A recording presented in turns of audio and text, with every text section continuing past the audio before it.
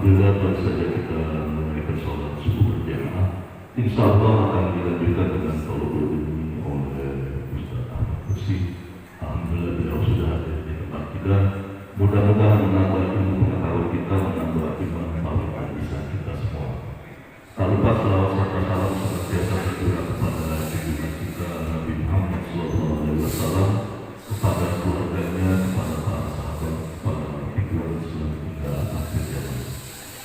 Untuk menjaga kesehatan kita semua, kami harapkan bapak-bapak dan ibu-ibu untuk memakai masker dan menjaga jarak selama berada di lingkungan masjid al-Aqsa. Untuk selanjutnya kami persilakan kepada Bapak Ustaz Ahmad Kursi menyampaikan tausiah. Wassalamualaikum warahmatullahi wabarakatuh.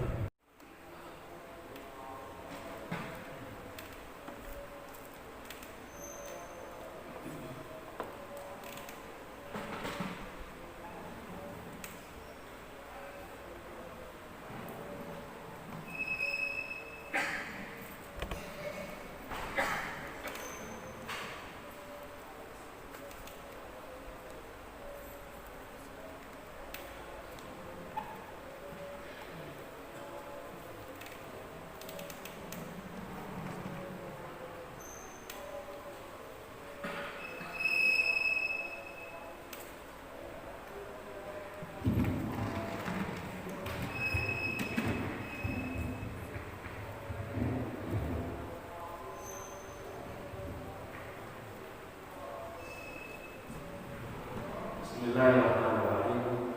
Assalamualaikum warahmatullahi wabarakatuh. Innal hamdalillah nahmaduhu wa nasta'inuhu wa nastaghfiruh wa na'udzu billahi min shururi anfusina wa min sayyiati a'malina. May yahdihillahu fala mudilla lahu wa may yudlil fala hadiya lahu. Asyhadu an la ilaha illallah wa asyhadu anna Muhammadan abduhu wa rasuluh la nabiyya wa la rasula ba'dah.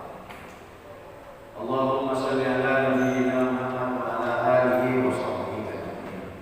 Qala Allah ta'ala fil Qur'anil Karim, a'udzu billahi minas samii'il 'aliim minas syaitonir rajim. Bismillahirrahmanirrahim. Ya ayyuhalladzina amanu taqullaha haqqa tuqatih wa la tamutunna illa wa antum muslimun. Wa qala aidan ya ayyuhalladzina amanu taqullaha wa qulu qawlan sadida yuslih lakum a'malakum wa yaghfir lakum dhunubakum wa may yuti'illaha wa rasulahu faqad faza fawzan 'azima. Wa qala Nabi sallallahu alaihi wasallam ittaqillaha haitsu ma kunta wa bi'is sayyi'ata al-hasanata tamhuha wa khalidin nas bi khuluqin hasan. Usikum wa iyyakum bittaqwa faqad faza. Bapak-bapak dan ibu-ibu jamaah salat subuh Masjid Al-Mu'min yang dimuliakan Allah Subhanahu wa taala. Alhamdulillah, kita bersyukur kepada Allah Azza wa Jalla atas nikmat-nikmat yang telah Allah berikan kepada kita semua. Wabil khusus nikmat iman dan Islam, nikmat sehat walafiat, nikmat taufik dan hidayah. Alhamdulillah, pada kesempatan pagi hari ini kita ditakdirkan oleh Allah bisa berkumpul kembali di masjid yang kita cintai dalam rangka melaksanakan kewajiban kita yaitu sholat subuh dan dilanjutkan dengan kewajiban thalabul ilmi. Mudah-mudahan semua aktivitas yang kita lakukan menjadi amal soleh bagi kita semua, menjadi penyebab Allah mengampuni seluruh kesalahan dan khilafan yang pernah kita lakukan, dan Allah senantiasa memberikan bimbingan dan arahannya kepada kita sehingga istiqomah dalam menjalankan ketaatan kepada Allah Subhanahu wa taala.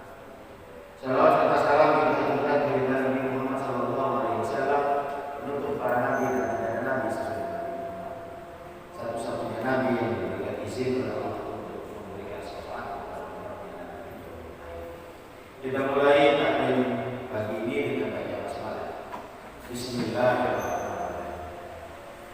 Hadirin rahimakumullah, kurang lebih 10 bulan kali ini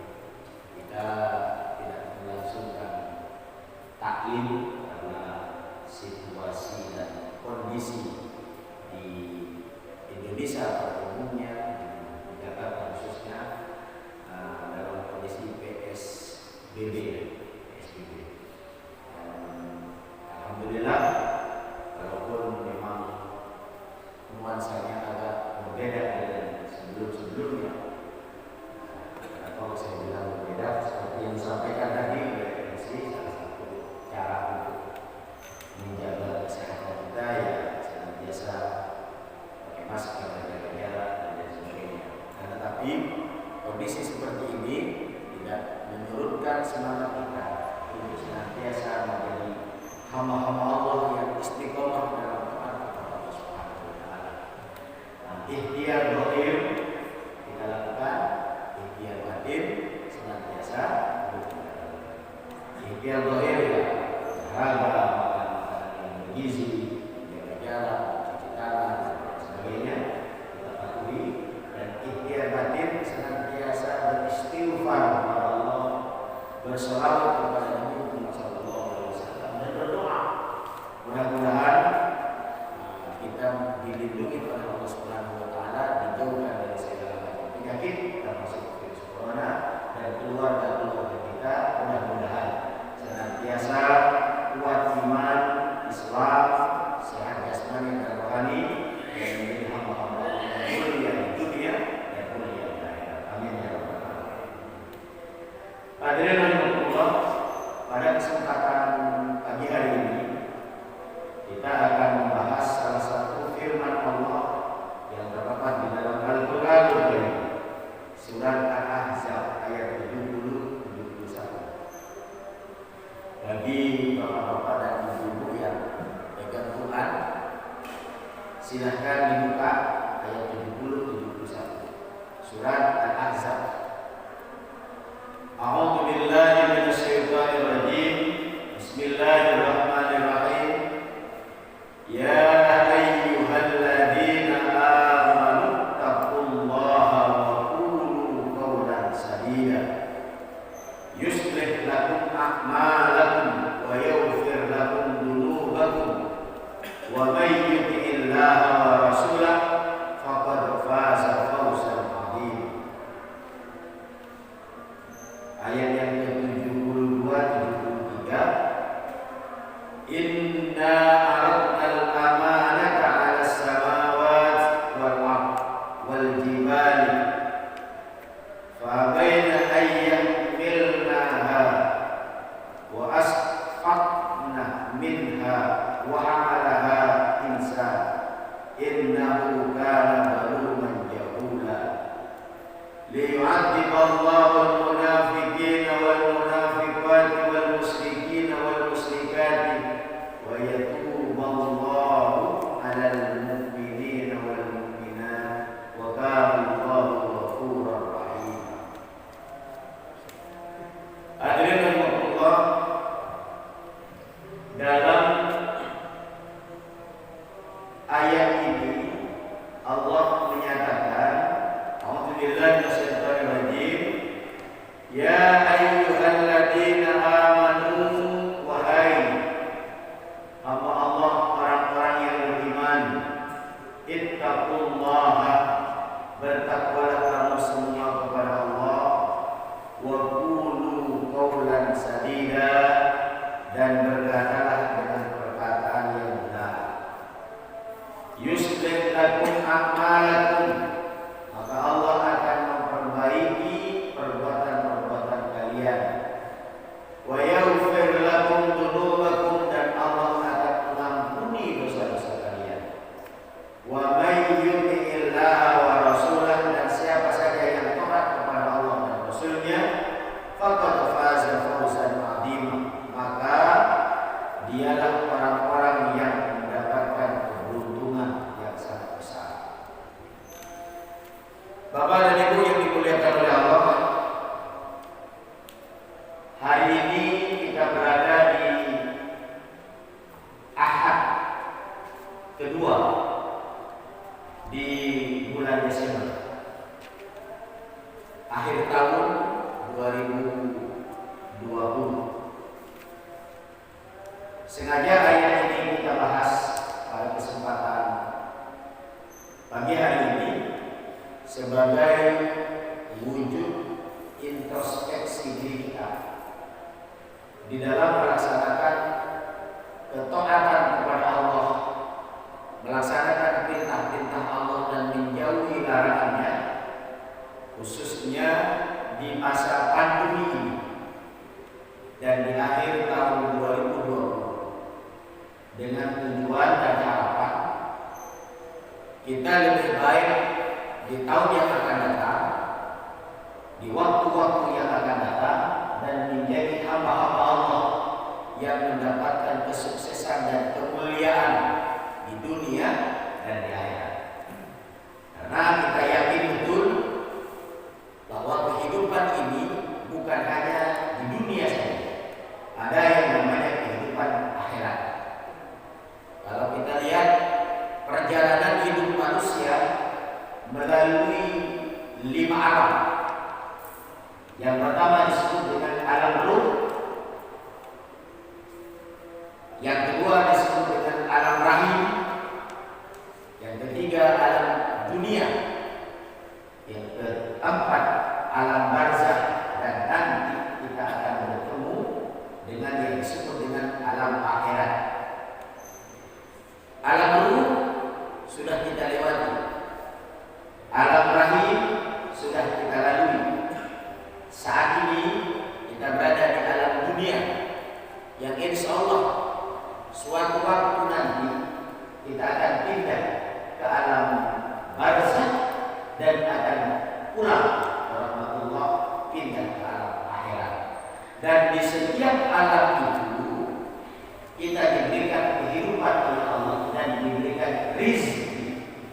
Makanya kalau kita melihat orang yang meninggal dunia, orang yang mati, kata kita, itu pada hakikatnya beliau hidup cuman pindah alam. Pindah alam kemana? Alam barzakh. Saat ini kita berada di alam dunia. Makanya mumpung kita masih berada di alam dunia, perbanyaklah amal soleh, perbanyak berinfak dan bersedekah.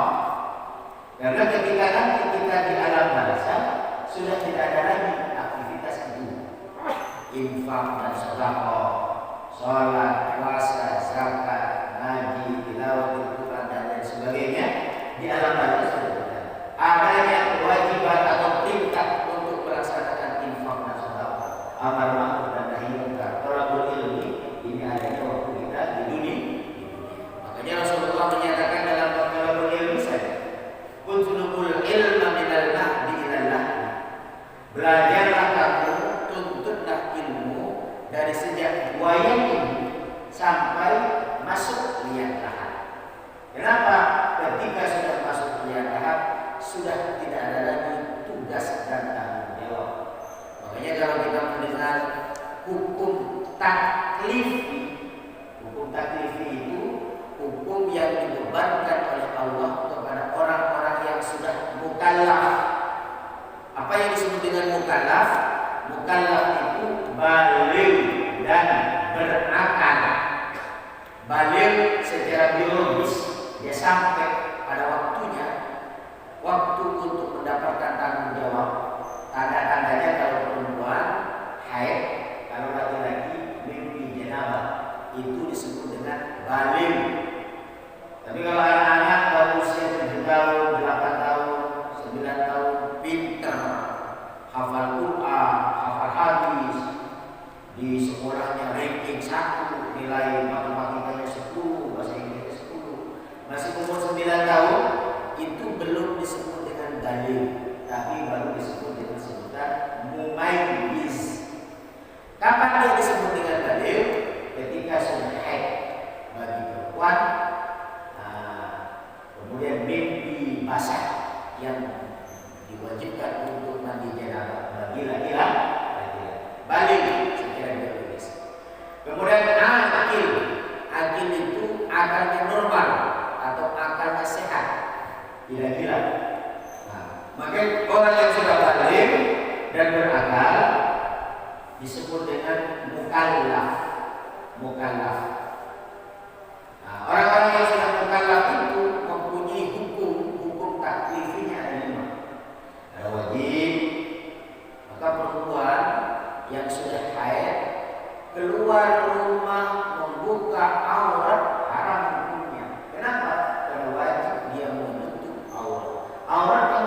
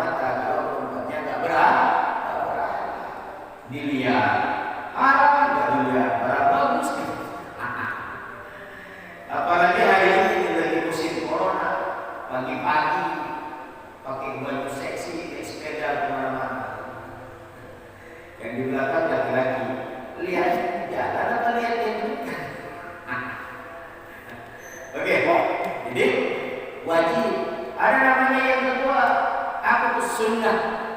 Sunnah sesuatu yang apabila kita kerjakan mendapatkan pahala dan ridho dari Allah. Kalau tidak dikerjakan kita memang tidak berdosa. Ada makruh, ada haram, ada mubah. Mubah itu boleh saja, atau ibah. Orang yang sudah mukallaf, balik dan berakal, kena hukum taklif. Bagi kita, sholat 5 waktu itu wajib. Subuh, zuhur, asar, maghrib, isya. Jangan sampai mohon maaf karena alasan sibuk, alasan capek, alasan lelah, atau alasan sakit sampai meninggalkan sholat. Mohon maaf, bapak-bapak dan ibu-ibu, kondisi ini kondisi objektif ya, kondisi objektif. Karena saya sebagai guru sering ngecek siswa-siswi kondisi seperti ini. Mohon maaf, banyak di antara generasi muda kita sholatnya berantakan. Sederhana saja indikasinya, sederhana. Kalau kita ngajar jam pertama pagi jam 6:30, siswa itu langsung kita video call, itu banyak yang tak mengangkat. Setelah kita japri, kenapa tak mengangkat? Baru bangun. Bahkan ada yang masih tidur. Pertanyaan selanjutnya, udah sholat subuh belum? Belum. Rata-rata belum. Kalau waktu masih sekolah offline, anak-anak masuk sekolah, itu rata-rata jam 5 sudah pada bangun berangkat sekolah. Karena nyampe sekolah jam 5 dia mandi di dalam macam berangkat sekolah, jam 6 setengah 7 sudah masuk sekolah. Ketika model virtual seperti ini, maaf, banyak, saya bilang tidak semua, banyak anak-anak kita yang kocak kacir jadwal sholatnya, jadwal belajarnya, dan lain sebagainya. Ini di antara dampak negatif online belajar online atau subhanallah. Maka sengaja kita bahas surat Al-Ahzab ayat ini untuk menjadikan kita semua sebagai hamba Allah yang tunduk dan patuh kepada Allah, mempunyai kemuliaan di dunia dan di akhirat, mempunyai derajat yang tinggi di hadapan Allah dan di hadapan makhluk-makhluk Allah yang lain. Kita lihat dalam ayat yang ke-70 Allah menyatakan, A'udzubillahi minasyaitonir rajim, ya ayyuhalladzina amanu taqullaha wa qulu qawlan sadida. Wahai orang-orang yang beriman, bertakwalah kamu kepada Allah. Wahai orang-orang yang beriman, Bapak dan Ibu yang dimuliakan oleh Allah, ayat ini memanggil kita orang-orang yang beriman. Beriman itu siapa? Orang-orang yang mengakui tidak ada Tuhan yang berhak disembah kecuali Allah. Mengakui bahwa mengimani dan meyakini bahwa ada makhluk Allah yang bernama malaikat yang senantiasa tunduk dan patuh kepada Allah, tidak pernah berbuat maksiat kepada Allah Subhanahu wa taala. Dan di antara malaikat-malaikat itu ada yang namanya malaikat Raqib dan Atid yang senantiasa bersama mengawasi kita di saat dan kapanpun kita berada, di mana dan kapanpun kita berada, senantiasa malaikat Allah yang bernama malaikat Raqib dan Atid senantiasa mengawasi dan mencatat seluruh aktivitas-aktivitas kita. Maka buah hasil dari keimanan kepada malaikat, kita semakin tunduk dan patuh kepada Allah dan mawas diri. Mohon maaf, kita senantiasa merasa diawasi oleh Allah dan dicatat amalnya oleh malaikat akan menundukkan hati dan perasaan kita fisirri wal alaniyah, baik dalam keadaan sepi sendiri maupun dalam keadaan ramai. Maaf Bapak, hari ini mohon maaf, paham sekularisme, paham sekuler menjangkit di tengah-tengah hati kaum muslimin, sehingga kaum muslimin sering ikut-ikutan memahami dan mengikuti pemahaman-pemahaman seperti orang sekuler.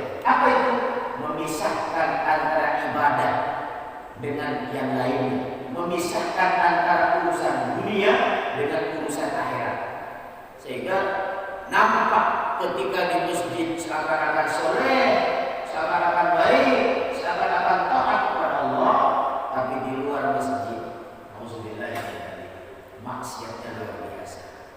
Mohon maaf, kecanggihan teknologi hari ini, adanya handphone cerdas, dibilang handphone cerdas, karena handphone model seperti ini beda dengan handphone zaman dulu. Handphone zaman dulu biasanya cuma SMS dan nelpon atau menerima telepon. Tapi kalau hari ini apa saja bisa kita cari melalui handphone seperti ini. Kecanggihan teknologi seperti ini banyak menjadikan generasi muda semakin cerdas, semakin baik, semakin luas wawasannya dan semakin taat kepada Allah. Banyak. Dan ada aplikasi dan lain sebagainya. Hari ini kita pengen melihat bacaan Syekh Sudes dan di YouTube, bisa baca, bisa lihat, bisa ikuti. Pengen lihat berita yang ada di Arab Saudi, yang ada di Amerika, bisa. Untuk memperluas wawasan hasanah keimanan. Ya kan? Ingin baca sejarah ada lengkap. Itu dampak positif. Dampak negatifnya maaf. Karena jujur, diakui atau tidak, setiap kita nonton kegiatan yang positif, ada beberapa iklan-iklan negatif yang sering merusak pandangan dan pikiran serta perasaan yang nonton. Awalnya nggak pengen tahu, karena sering nampil, lama-lama pengen tahu. Ada beberapa pemuda Islam yang maaf kejebak dengan game online sehingga dia punya hutang kemana-mana karena kalah main. Ada yang terjebak dengan pinjaman online. Saya ngomong ini jangan di masyarakat. Ada yang terjebak dengan pinjaman online, ya kan? Sehingga mohon maaf punya hutang sampai jutaan rupiah bahkan lebih dari itu. Ada yang terjebak dengan pornografi dan pornografi. Banyak. Anak-anak SD tingkat kelas 1, kelas 2, kelas 3 SD. Ketika saya dialog dengan mereka, kamu nonton itu di mana? Di HP mama. Emang di HP mamanya ada? Tidak ada. Coba lihat hati. Gimana cara nontonnya? Dibuka itu aplikasinya. Anak SD kelas 1, kelas 2. Lah kalau anak SD kelas 1, kelas 2 sudah terjangkit dengan pornografi dan pornografi, apa yang akan terjadi nanti? 5 tahun, 10 tahun, 20 tahun yang akan datang. Na'udzubillah. Makanya tanggung jawab kita bersama sebagai putra bangsa, sebagai bapak-bapak dan ibu-ibu yang mempunyai tanggung jawab kebaikan untuk senantiasa meyakinkan kepada mereka, ingat dimanapun kau berada, Allah melihat, malaikat, rokib dan atid senantiasa mengawasi dan mencatat. Iman kepada malaikat ini harus tumbuh kembangkan, harus tumbuh dikembangkan. Kalau kita hari ini ngandelin guru di sekolah, maka ada itu berat. Karena informasi iman kepada malaikat itu bukan hanya sekadar informasi virtual saja, tapi harus ada bimbingan dan arahan sehingga anak itu akan lebih mudah memahami ketika melihat contoh-contoh yang baik yang diberikan oleh orang tua. Iman kepada malaikat, iman kepada itu malaikat Rokib dan Atid, iman kepada adanya malaikat Ridwan dan malaikat Ali.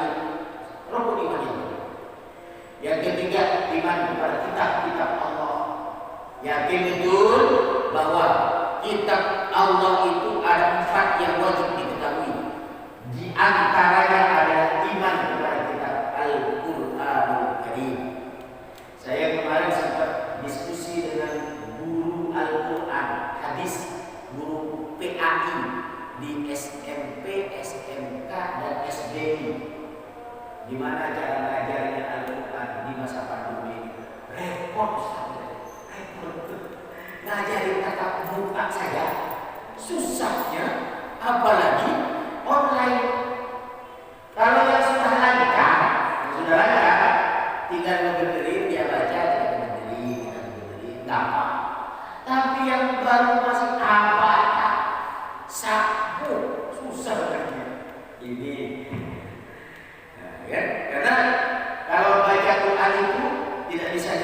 susah, dia harus baca. Makanya ada yang disebut dengan tanaki. Tanaki itu kan lipo, melihat bunyinya. Ya kalau pelajaran matematika mungkin emaknya yang ngerjain. Emaknya yang ngerjain. Kalau pelajaran Al-Quran harus melihat bunyinya langsung. Kecintaan kepada kitabullah, kepada Al-Quran penting betul untuk ditanamkan agar supaya iman kepada Quran bukan hanya kepada fisiknya Quran, tapi terhadap isinya, dan ada keinginan untuk mengamalkan Al-Quran dalam kehidupan pribadi, berkeluarga, serta berbangsa. Iman kepada Rasulullah, iman kepada hari kiamat dan kehidupan sesudah hari kiamat, termasuk iman kepada takdir Allah atau yang disebut dengan iman kepada Allah dan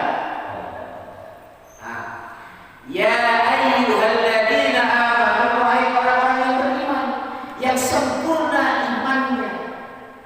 Rukun iman yang keenam ini betul-betul ia yakini secara baik dan benar. Kemudian Allah memerintahkan kepada kita, ittaqullah, bertakwalah kamu kepada Allah Subhanahu wa taala, atau takutlah kamu kepada Allah dengan cara kerjakan seluruh perintah-perintahnya dan jauhi seluruh larangan-larangannya. Kerjakan perintah-perintah Allah, tinggalkan larangannya. Dari perintah yang paling kecil sampai perintah yang paling besar. Begitupun dengan larangannya, dari larangan yang paling kecil sampai larangan yang paling besar. Larangannya Allah kita jauhi, perintah Allah kita patuhi. Bapak-bapak, ibu-ibu, alhamdulillah, walaupun suasana pagi ini agak dingin di wilayah Sengker, hujan, suasana agak dingin, tapi karena sholat subuh itu perintah Allah, thalabul ilmi itu perintah Allah, alhamdulillah, Allah berikan kekuatan kepada kita untuk mampu melangkahkan kaki kita menuju masjid Allah, menuju masjid. Ngapain? Sebagai wujud tunduk dan patuh kepada Allah Subhanahu wa taala. Alhamdulillah, Allah berikan nikmat iman ini, nikmat Islam ini, nikmat ketakwaan ini. Harapannya sebagaimana yang Allah nyatakan, wa la tamutunna illa wa antum muslimun. Janganlah kalian meninggal dunia kecuali dalam keadaan Islam atau berserah diri kepada Allah Subhanahu wa taala. Harapannya mudah-mudahan ya, kita senantiasa bertakwa kepada Allah, beriman dan bertakwa akan menjadikan kita sebagai orang-orang yang beruntung di dunia dan di akhirat. Allah menyatakan ittaqullah, bertakwalah kamu kepada Allah, wa qulu qawlan sadida, dan berkatalah kamu dengan perkataan yang benar.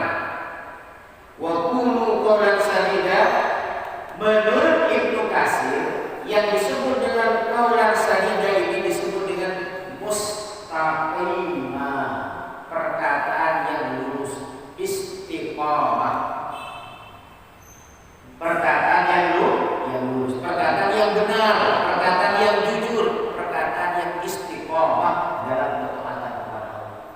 Apa yang disebut dengan istiqamah? Kalau kata orang Melayu, istri 3 dikontrakin rumah, bukan itu yang dimaksud. Istiqomah itu ajik dalam kebaikan. Ajik itu bahasa Jawa kalau nggak salah, ya. Tetap, bahasa kita itu tetap dalam kebaikan. Apapun kondisinya, dia tetap mengucapkan la ilaha illallah Muhammadur Rasulullah. Apapun kondisinya, dia tetap menyatakan inni muslimun. Saya ini orang Islam. Saya ini orang yang beriman.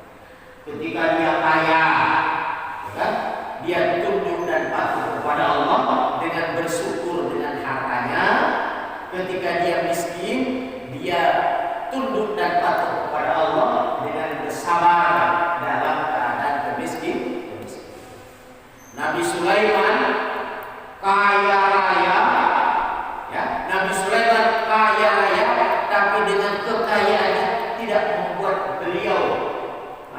sombong, tidak membuat beliau angkuh dan congkak dan malas beribadah, enggak, tapi dengan kekayaannya menjadikan beliau sebagai hamba-hamba Allah atau Nabiullah yang menjadi uswah bagi hamba-hamba, bagi kaumnya. Begitu juga dengan dengan Nabi Ayub, ketika beliau dalam keadaan miskin, sakit, ketika menderita penyakit yang berkepanjangan, beliau tidak putus asa dari rahmat Allah, senantiasa bersabar terhadap ketetapan dan keputusan Allah Subhanahu wa Ta'ala. Dalam kondisi longgar, Nabi Yusuf beliau istiqomah dalam taat kepada Allah. Begitu juga ketika Nabi Yusuf dipenjara oleh raja karena difitnah, waktu itu dianggap melakukan pelecehan terhadap perempuan yang bernama Zulaikha. Nabi Yusuf tetap istiqomah dalam taat kepada Allah Subhanahu wa Ta'ala. Inilah istiqomahan itu yang harus ada dalam diri.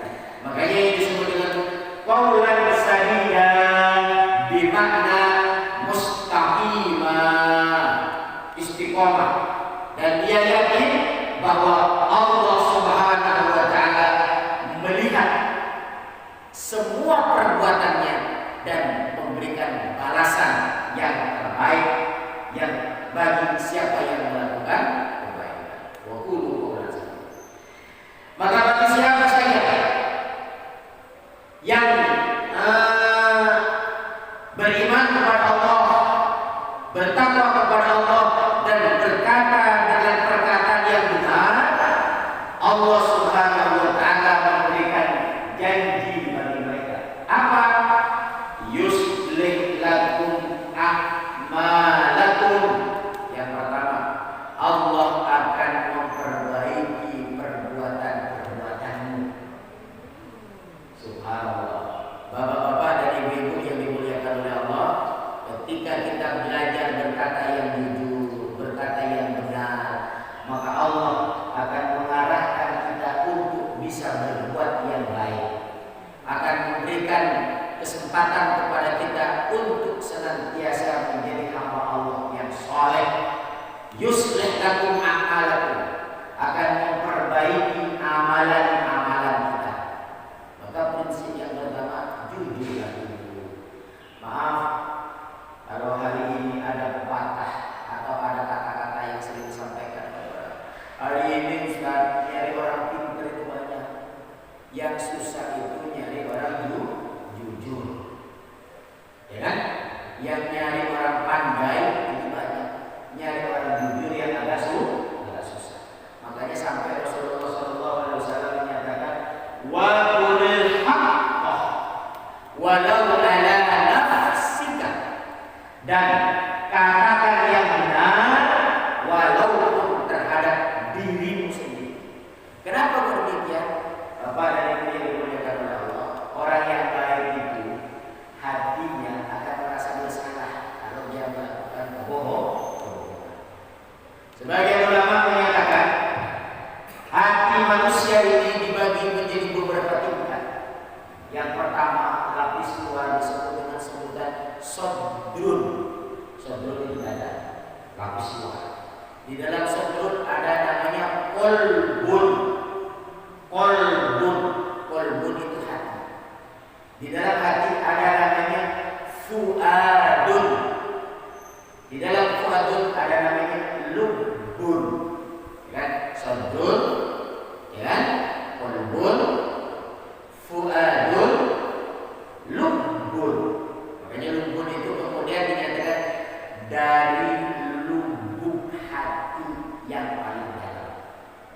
Coba kalau tak percaya, ibu-ibu melakukan kebohongan, hatinya pasti merasa bersalah.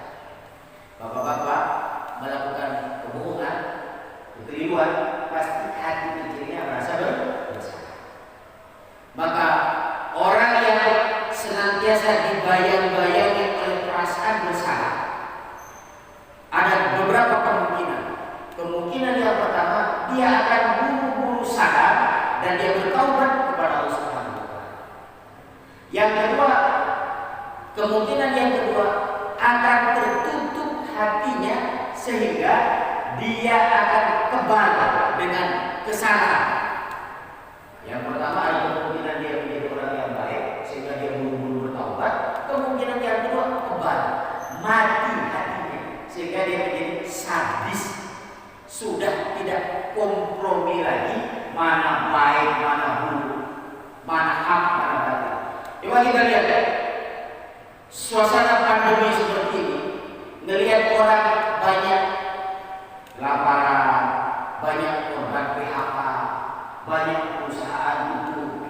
Orang yang hatinya baik, kalau dia tidak membantu orang lain, perasaannya merasa bersalah. Sehingga dia berusaha untuk memberikan bantuan, memberikan kebaikan, memberikan amal soleh. Tapi orang yang hatinya busuk karena sudah mati hatinya, jangankan memberikan bantuan yang ada maunya dibilang. Kenapa sih ya? Kok masih ada orang yang tega? Karena ada orang ngomong begitu. Di saat-saat seperti ini, orang-orang miskin masih aja diambil hartanya. Kenapa ya kok ada orang yang tega begini? Sebabnya hatinya terlalu sering melakukan kebohongan sehingga rasa yang ada di dalam lubuk hati hilang. Ibu-ibu pada anaknya, jangankan anaknya jatuh patah, dia nangis begini-begini. Anaknya kecil aja soalnya. Ibu-ibu yang hatinya lembut akan spontan dia dari mana suara anak saya, diambil dan diberikan kepada. Tapi bagi yang sudah biasa dicuekin, nangis saja tidak salah apa-apa, kita sekarang begitu. Kenapa? Karena sudah terlalu sering hatinya dimati. Bapak-bapak, ketika hatinya selalu dihidupkan dengan zikrullah, terus akan gampang terenyuh. Melihat anak nangis terenyuh, melihat orang miskin terenyuh, ya kan? Ada rasa ingin bantu, ada rasa ingin memberikan pembelaan, ada rasa ingin menjadi wali dari mereka.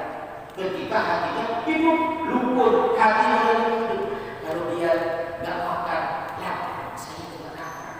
Terasa. Tapi bagi yang sudah mati hatinya, rasa malah apa begitu. Nauzubillah. Yuslih lakum a'malakum, bagi orang yang beriman, bertakwa, perkataannya jujur, Allah akan senantiasa perbaiki perbuatan. Maaf Bapak dan Ibu, ya kan? Orang yang bisa memenuhi panggilan Allah dengan panggilan azan, orang yang senang berinfak dan bersedekah, orang yang senang bersilaturahmi, orang yang senang bertutur kata yang baik, itu adalah ciri Allah memperbaiki perbuatan. Kalau kita sering ditanya, pengen gak punya anak yang soleh? Pengen. Maka tips untuk mempunyai anak yang soleh, bagaimana? Perbaiki imannya, perbaiki ketakwaannya, dan perbaiki perkataannya. Penuhi dengan kejujuran. Insya Allah anak-anak kita akan bangkit dan tumbuh menjadi generasi yang soleh. Allah akan bimbing dan arahkan kita untuk senantiasa mengikuti kebaikan. Makanya ada pepatah, bukan pepatah, kata-kata hikmah. Agak sulit ngasih tahu kepada lalat bahwa bunga itu wangi dan indah. Agak sulit ngasih tahu ke lalat bahwa bunga itu wangi dan indah. Kenapa? Ditunjukkan bunga yang wangi dan indah, lalat tetap hinggap di kotoran. Begitupun kepada tawon, nggak usah ditunjukkan mana bunga yang indah dan wangi, tapi tawon senantiasa mencari. Kenapa demikian? Senantiasa oleh Allah Subhanahu wa Ta'ala telinganya, pandangan matanya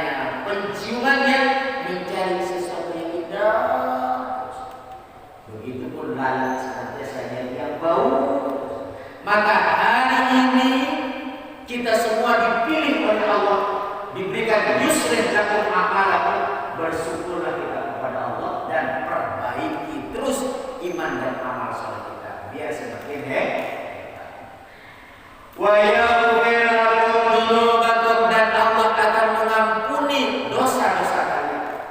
Subhanallah. Bapak dan Ibu yang dimuliakan oleh Allah, mohon maaf. Kita ini bukan makhluk suci. Ya, kita ini bukan malaikat. Kita punya pikiran, punya akal, punya hati, dan punya hawa nafsu. Setiap waktu, setiap saat ada maksiat yang sering kita lakukan. Dalam kitab Sulamul Taufiq bab terakhir itu dibahas macam-macam maksiat. Ada maksiat hati, ada maksiat mulut, ada maksiat mata, ada maksiat tangan, ada maksiat perut, macam-macam. Yang ketika maksiat-maksiat itu dilakukan oleh kita akan mengundang murka dan adab Allah, atau bahasa lainnya akan mendatangkan dosa. Maksiat mulut banyak, maksiat mata banyak. Seperti yang saya bilang, dilihat dosa, nggak dilihat di depan mata, nggak dilihat saya, nggak dilihat barang bagus, mata, telinga, setiap waktu kita mendengarkan gosip di depan, di rumah ada TV, acara gosip fitnah, di handphone ada grup WA, ada Facebook, ada Twitter yang kita ikuti, isinya fitnah, dan itu pornografi, pornoaksi, dia masih kuping, luar biasa. Jarang kita pulang ke rumah, anak kita sedang melanjutkan bacaan Quran, jarang. Datang ke sebuah kampung yang terdengar nasihat bacaan Quran, jarang. Yang ada apa? Musik, obrolan sana sini. Bahkan mohon maaf, kajian-kajian atau taklim-taklim seperti ini, kalau ustadznya nggak lucu, nggak rawat, dibilang apa? Garing. Nggak asik ustadz, kenapa? Garing, lucu. Sampai segitu. Makanya ada yang dibilang ustadz itu harus menjadi tuntunan, bukan menjadi tontonan. Ini idealnya. Tapi hari ini dibalik, ustadz itu menjadi tontonan, bukan tuntunan. Allahu Akbar. Jadi wa yaghfir lakum dzunubakum, dan Allah akan mengampuni salah-salah. Bapak dan Ibu yang dimuliakan oleh Allah, orang yang baik itu bukan orang yang enggak pernah punya salah, tapi orang yang pernah punya salah, kemudian dia sadar terhadap kesalahannya dan beristighfar kepada Allah, minta ampun kepada Allah dan bertaubat kepada Allah Subhanahu. Makanya insya Allah kita istiqomah minta ampun kepada Allah, perbanyak baca istighfar. Wakil dalam penjelasan yang lain, Rasulullah itu senantiasa beristighfar. Memang kita sudah sering beristighfar di dalam sholat. Kita bilang Rabbighfirli, ya Allah ampunilah aku. Ya, di dalam sholat. Di luar sholat kita perbanyak beristighfar. Dalam sebuah hadis diceritakan bahwa ada seseorang yang meninggal dunia. Kemudian derajat dia di akhirat meninggi, terus tinggi, naik ke surga yang tinggi. Orang ini kemudian nanya, ya Allah, ini kok saya masuk ke surga yang tinggi seperti ini? Kenapa ya Rasulullah? Ya Allah. Baru kemudian Allah menjawab, disebabkan istighfari walidika, karena anak-anakmu sering membacakan istighfar untuk memintakan ampun kepada Allah untuk subhanallah. Kan? Baca istighfar. Wa yaghfir lakum dzunubakum. Allah akan memberikan ampunan terhadap dosa-dosa kalian. Wa may yuti'illah wa rasulahu, dan siapa saja yang taat kepada Allah, taat kepada Rasul, melaksanakan perintah Allah dan menjauhi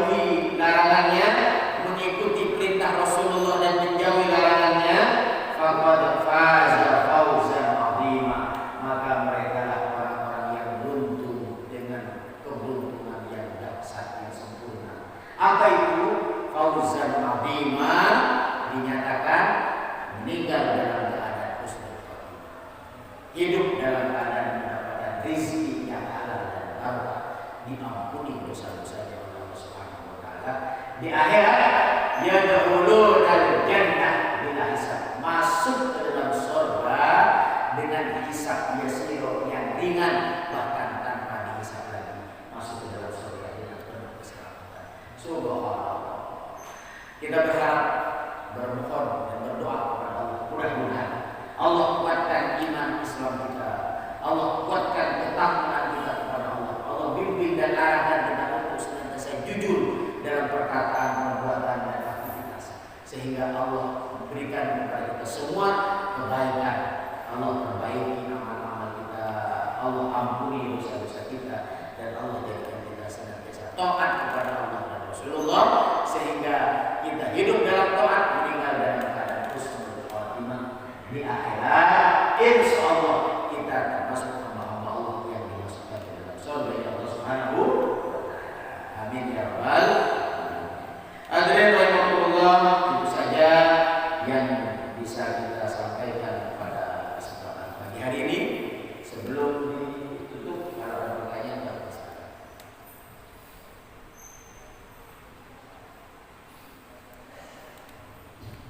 Terima kasih Pak Ustaz.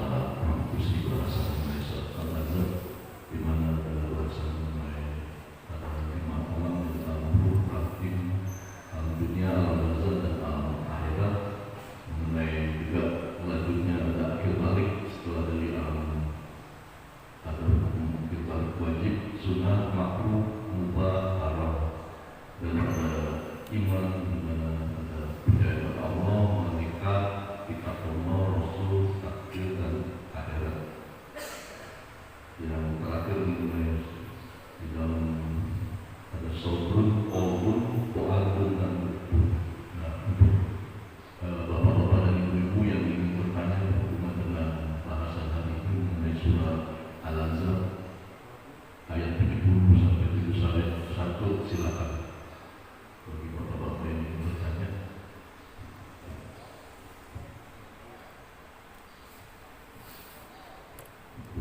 Bismillahirrahmanirrahim. Assalamualaikum warahmatullahi wabarakatuh. Kepada Pak Ustaz yang saya hormati, terima kasih atas kesempatan. Ini mungkin bukan sebuah pertanyaan, tapi mohon pencerahan dari Ustaz. Poinnya begini Ustaz, di dalam Al-Quran disebutkan ciri-ciri atau sifat-sifat orang beriman. Di antaranya ayat ini, innamal mu'minuna alladzina idza dzukirallahu wajilat qulubuhum. Problem saya Ustaz, kenapa saya masih bisa merespon seperti yang ketika kita disebut nama Allah berkalah. Bahkan ketika kita sholat ya, yang mestinya menghadap Allah dan ingat Allah, hati dan pikiran kita masih kemana-mana Ustaz. Itu aja Ustaz buat pencerahannya.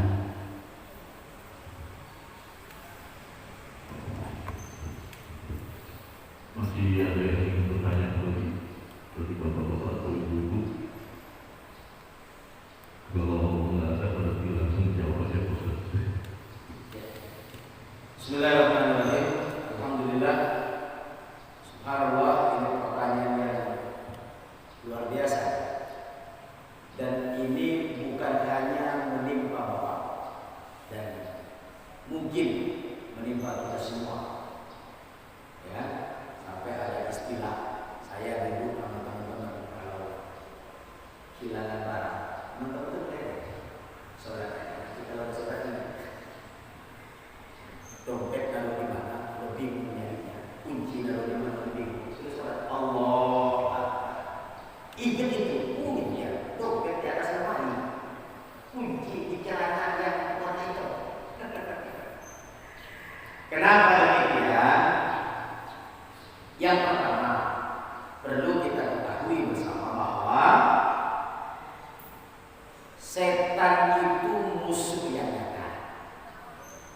Wala tattabi'u khutuwati syaitan innahu lakum mubin. Janganlah kamu mengikuti tipu daya setan, karena setan itu adalah musuh yang nyata. Setan itu dia berusaha berusaha. Karena dia berjanji kepada Allah, minta izin untuk hidup sampai hari kiamat. Tujuannya ngapain? Ingin ngajak anak cucunya Nabi Adam untuk bermaksiat kepada Allah dan akan menjadi temannya dia juga. Sehingga segala macam bentuk upaya yang dilakukan oleh setan berusaha sekuat tenaga untuk membuat orang-orang yang beriman tergelincir dari keimanannya. Dan setan itu punya gurunya setan ya setan. Jangan dikira kalau sudah jadi ustaz kemudian nggak ada setan, setan itu ustaz ya setan. Apa ustaz juga punya ada setan yang bodoh, siapa ustaznya setan. Begitu ya. Dan semakin soleh seseorang, semakin hebat cara setannya untuk menggoda. Bahkan yang tidak digoda oleh setan itu orang yang ahli maksiat. Kenapa? Ngapain lagi digoda? Kenapa digoda? Kita maksiat dulu. Gitu. Ini yang perlu dibantu. Makanya kita diperintahkan oleh Allah untuk perbanyak ta'awud. Saya mau nanya, baca Quran baik apa enggak? Baik. Kenapa Allah menyatakan kalau kamu membaca Quran, baca ta'awud dulu. A'udzubillahi minasyaitonir rajim. Kenapa? Karena tidak ada yang bisa memerangi setan kecuali mendapatkan pertolongan dari Allah.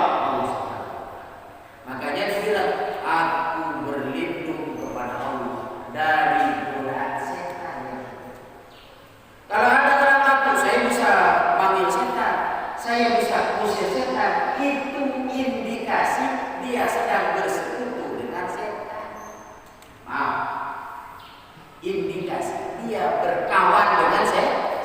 Apalagi ada orang yang saya tahu masa depan akan begini. Itu sudah dibimbing oleh setan. Jadi hati-hati. Padahal di Indonesia banyak yang begini-begini, menganggap tahu nasib orang begini. Itu kebanyakan dibimbing oleh setan, diarahkan, disesatkan. Walaupun penampilannya seperti ustaz, bisa jadi dia lagi dibimbing oleh setan. Ini yang pertama. Jadi tahu kita minta perlindungan kepada Allah. Ustaz, saya berkawan dengan setan itu, setan baik, setan putih. Jangan. Yang pertama, perbanyak ta'awud, minta perlindungan kepada Allah. Yakinkan Allah yang Maha memberikan pertolongan dan perlindungan. Dalam Al-Quran juz 30 surat terakhir ada surat namanya Al-Mu'awwidah. Ayat-ayat yang didahului dengan a'udzu. Qul a'udzu birabbin nas, qul a'udzu birabbil falaq. Itu ayat salah satu cara Allah ngajarin kita untuk minta perlindungan kepada Allah dari godaan setan. Makanya Rasulullah mengajarkan habis sholat subuh baca Al-Mu'awwidah, habis sholat asar sebelum maghrib baca Al-Mu'awwidah. Minta perlindungan kepada Allah dari godaan setan. Ada bayi yang baru lahir, bacakan ta'awud. Berarti begini bagi kita, perbanyak minta perlindungan kepada Allah dari godaan setan. Siapa sebelum jadi pejabat dia bilang saya akan memerangi korupsi, saya tidak akan memalukan Pak Jokowi, akan memanfaatkan kepercayaan itu. Tapi ketika jadi tergoda itu daya setan. Kata setan, jangan saya yang bisa salah dulu. Oke, ini yang pertama. Yang kedua,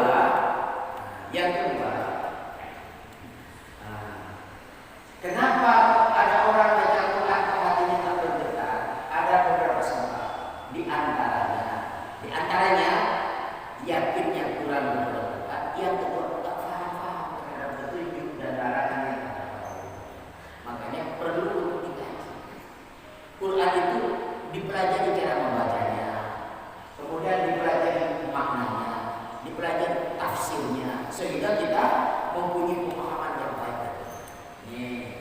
Makanya berusaha kita terus belajar. Jangan bosan belajar. Jangan merasa sudah pintar. Jangan merasa sudah cukup. Banyak ilmu-ilmu yang belum kita pahami. Makanya dibilang, kok semakin banyak yang kita pelajari, semakin banyak yang tidak kita ketahui. Itu tandanya kita waras, kita sempurna. Orang yang nggak pernah belajar, dia merasa paling benar sendiri. Makanya Imam Ghazali menyatakan ada manusia itu yang la yadri annahu la yadri. Dia nggak tahu bahwa dirinya tidak tahu. Nanti orang kayak gini pusing. Diajarin begini, dia marah sama kita. Ditegur begini, dia marah. Kenapa? Karena karakternya sudah la yadri annahu la yadri. Dia nggak tahu bahwa dirinya tidak tahu. Banyak orang-orang yang model begitu. Ketika dikasih tahu, dia malah ngomel sama gurunya. Makanya kita belajar terus, belajar terus. Terhadap siapa? Cari buku sebanyak-banyaknya. Cari supaya tidak fokus terhadap satu buku. Semakin banyak buku kita, hasanah ilmiah kita semakin berkembang. Karena satu guru dengan guru lain mempunyai kelebihan dan kekurangan di antara mereka. Semakin kita banyak mengkaji, maka insya Allah hidayah Tuhan datang. Ini yang kedua. Yang ketiga, mulai ikhlaskan diri. Makanya dalam mazhab Syafi'i, niat itu disuruh diucapkan biar dia ngasih tahu ke kupingnya sendiri, kupingnya ngasih tahu ke pikiran dan hatinya, biar berusaha mengembalikan kepada niat apa yang dia lakukan. Gitu. Makanya dibilang ikhlaskan seluruh perbuatan kita. Kita mengucapkan lillahi ta'ala, apa yang kita lakukan ini karena Allah, harus sejalan antara pikiran, mulut dan hati. Maka insya Allah dengan riyadhah atau latihan-latihan seperti ini, Allah akan memperbaiki amal-amal kita sehingga insya Allah kita ada peningkatan kualitas keimanan dan amal soleh. Cukup ya? Ya, terima kasih. Saya rasa cukup jawaban jelas dan mudah dimengerti. Selanjutnya kita dari Ustaz. Bapak dan Ibu yang dimuliakan oleh Allah, saya ulangi tadi yang kita bahas surat Al-Ahzab ayat 70-71 yang sempat nyampe di rumah. Silakan di review, dibuka ulang, dibaca lagi. Insya Allah bisa kita amalkan dalam kehidupan kita. Mudah-mudahan Allah memberikan kemuliaan kepada kita di dunia dan di akhirat. Anak-anak kita menjadi anak yang soleh dan solehah, keluarga kita menjadi keluarga yang taat kepada Allah Subhanahu wa Ta'ala. Kita tutup tahlil pada pagi hari ini dengan doa kepada majelis. Subhanallahumma wa bihamdika asyhadu an la ilaha illa anta astaghfiruka wa atubu ilaik. Assalamualaikum warahmatullahi wabarakatuh. Terima kasih Ustaz. Selanjutnya Bapak Ibu silakan kami dan yang Allah. Wassalamualaikum warahmatullahi wabarakatuh.